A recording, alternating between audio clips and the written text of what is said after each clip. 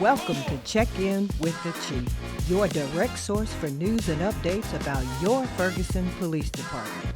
And yes, we're answering your most burning questions too. So sit back, tap in, and stay tuned. It's time to check in with the Chief.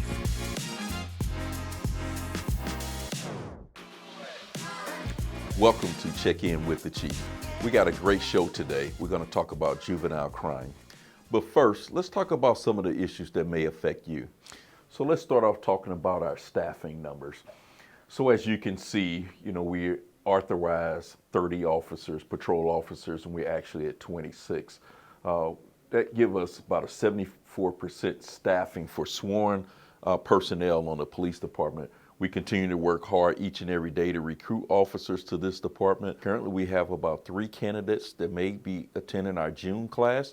And we have another 4 candidates that's currently in our application process that's also attempting to attend the June Academy. Okay, I want to jump over to talking about Part 1 crimes in the city of Ferguson here. As you can see, for the year, we're down 17%. However, there are a few numbers that stick out. Obviously, as you can see, the murder-homicide rate is 150%. As you recall, early on in the year, we had an unfortunate incident here in the city of Ferguson where we had a murder-suicide, which contributed to those numbers. Also, the burglary numbers are up. However, I'm happy to report that we arrested an individual who was responsible for a vast number of those burglaries, and he's currently incarcerated. So now let's talk about our Part 2 crimes, which includes weapon violations, simple assaults, counterfeiting, disorderly conduct, DWI, drug offenses, destruction of property, trespassing, liquor violations. And for the year, as you can see, we're down 1% as far as Part 2 crimes. The things that stand out the most on this particular slide is that we're up 32% as far as property damage. And these are individuals who are breaking car windows that are sitting in driveways and stealing your valuables. We're working extremely hard by providing extra patrols in our neighborhoods to try to minimize this particular crime.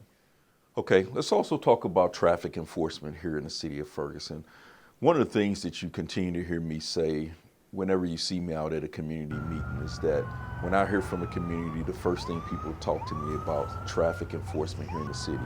As you can tell from the slide, we're up in 2024 as far as enforcement compared to our numbers in 2023.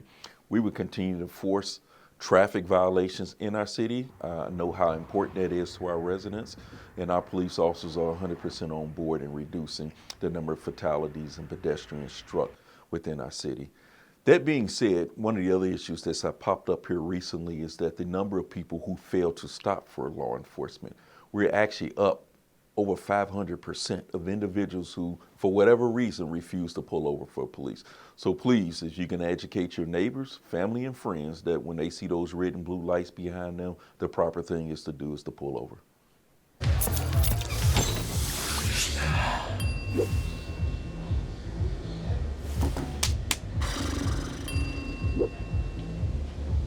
If you need to do something to feel okay to drive, you're not okay to drive. Don't drive buzzed. Welcome back to Check In with the Chief. Here's Chief Troy Doyle and special guest Rick Gaines.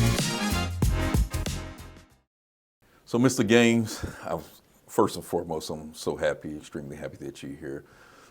City of Ferguson, just like a lot of other municipalities here in St. Louis County, we're all dealing with some of the issues regarding some of our young people. And I guess what the viewers are probably looking for, what is the family courts doing in regards to assisting, especially the municipalities, in dealing with some of the issues that we're dealing with the young people?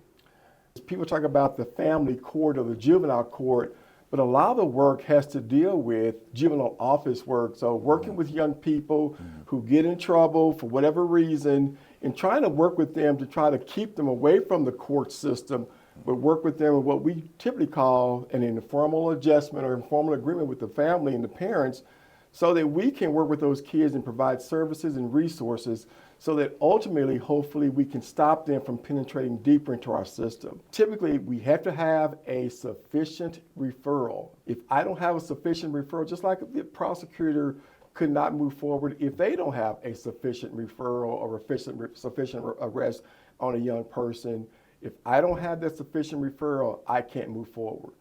But if law enforcement gives me that sufficient referral, what we typically do, once my legal team has screened it sufficient, it goes to a juvenile officer, one of my deputy juvenile officers, and then we start scheduling contact and meeting with those families to see what type of situation or what type of outcome or intervention that we should have with those young people and the family, unless you bring me a situation to where the community safety is at risk, then those kids who make those more serious allegations ultimately hit our detention center.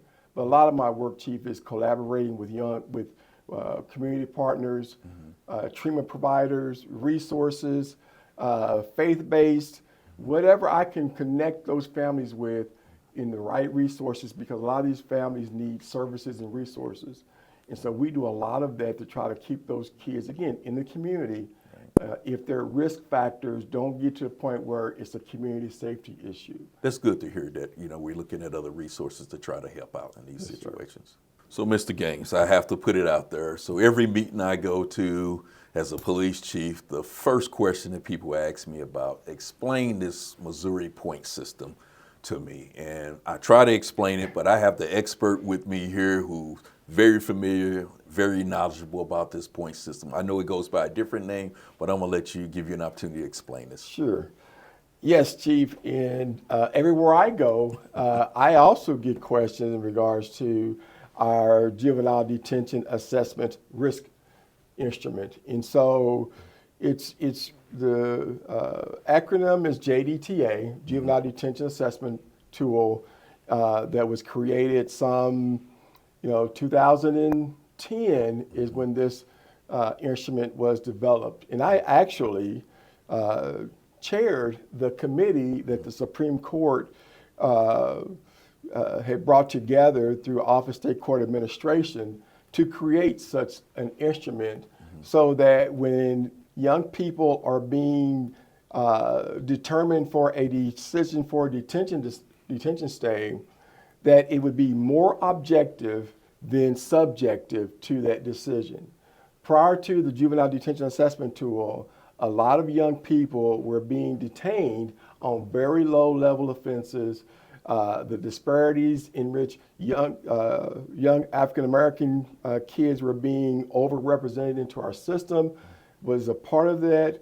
And so the Supreme Court made a determination that in order for this to be and I don't want to say level playing ground, but for this to be objective screening assessment, that when every youth, whether it's in St. Louis County or if it's in Moberly, Missouri, if a youth is presented on a particular offense, alleged offense, that each child is being judged, if you will, on the same criteria as the same across the state. And people call it a point system, and I try to correct them.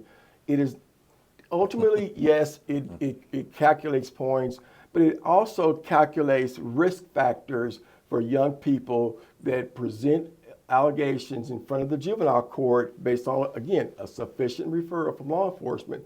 But it gives us a criteria to assess those young people based on 6 factors.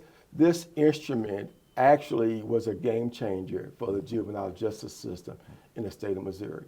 So, Mr. Gaines, let me ask you. So, you made mention that, some of the things that the family court is working with in regards to the family.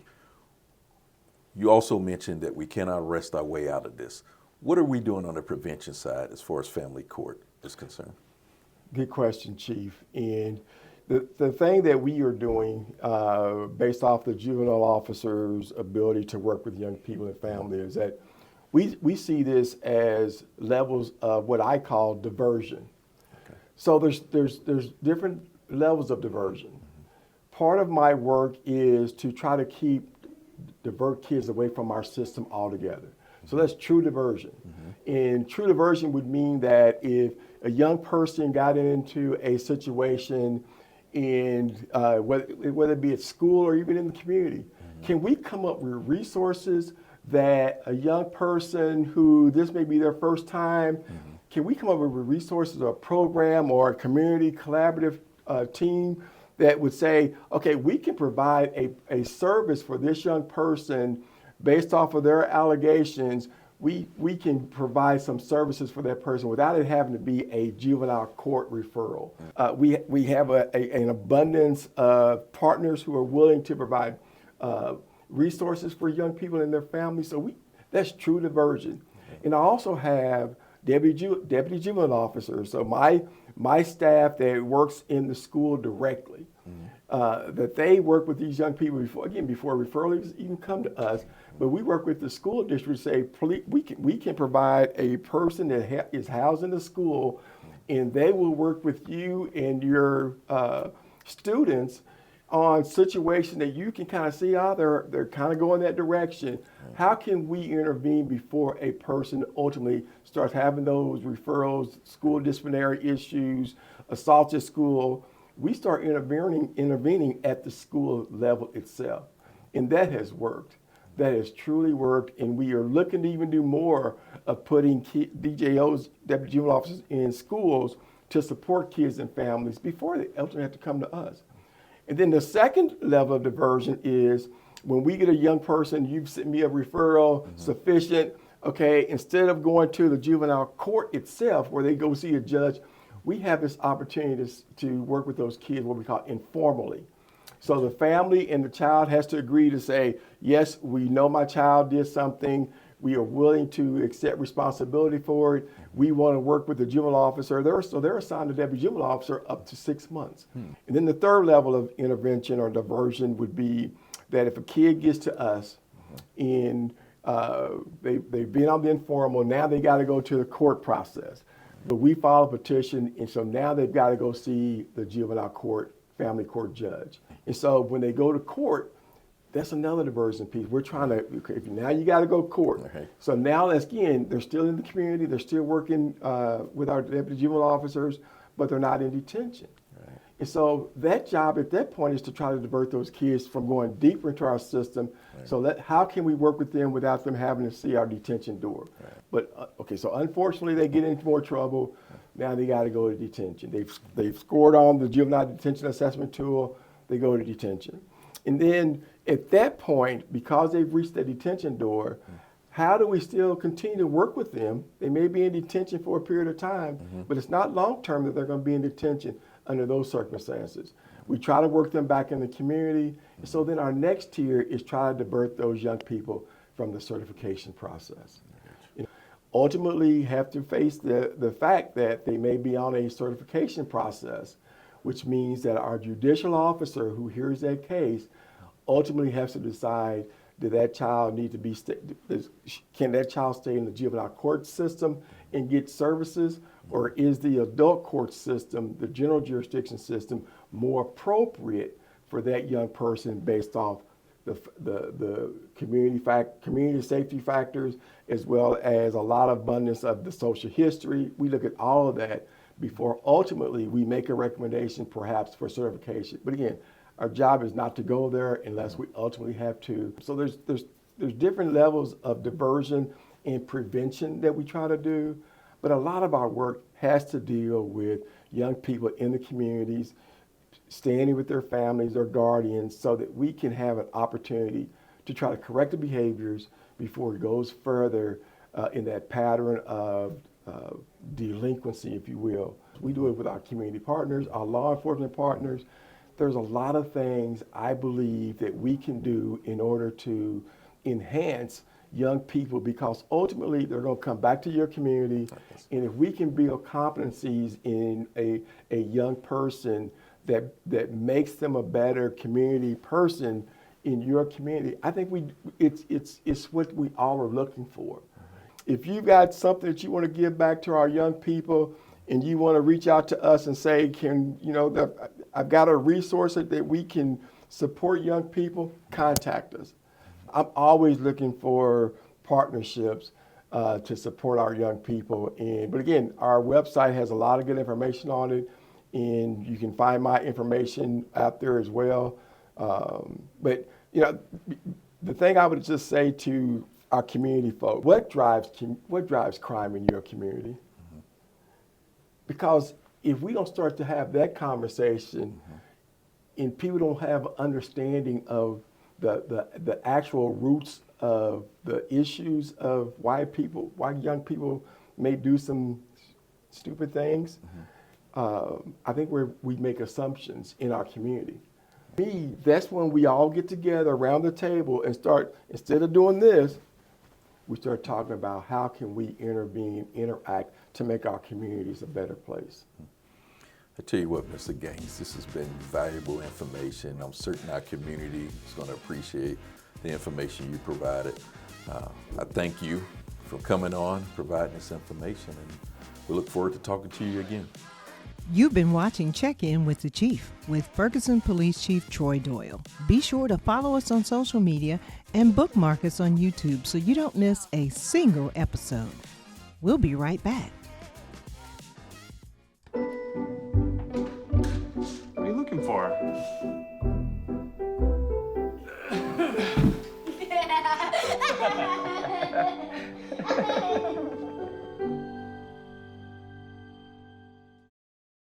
Now it's time for your questions. And our first question is, can the police do something about all this dumping in the city? From David A. First, David, thank you for your question. Good question. That question has come up numerous times at community meetings. That is an issue in our city. One of the things that we are doing is trying to educate the public. However, we're also doing surveillance too in certain spots that are known for dumping and hoping that we catch individuals that are perpetrating this particular crime. But with that being said, David, I would also encourage you or your neighbors or anyone who see what appears to be illegal dumping to call your Ferguson Police Department. Our next question comes from Lauren H. And her question reads, what is the status of the tow changes you propose? Lauren, thank you for your question. I'm happy to report that I recently met with our local contracted towing company, and the meeting turned out to be very productive. They're willing to work with the city of Ferguson to help reduce fees on towing regarding stolen vehicles. So, Lauren, thank you again for your question. The thing that drives me every day as a dad is him. Every day he's hungry for something. And there's this huge responsibility in making sure that he's a good person. I think the advice I would give is you don't need to know all the answers. It's okay to make mistakes. As long as it's coming from love, then it kind of starts to work itself out.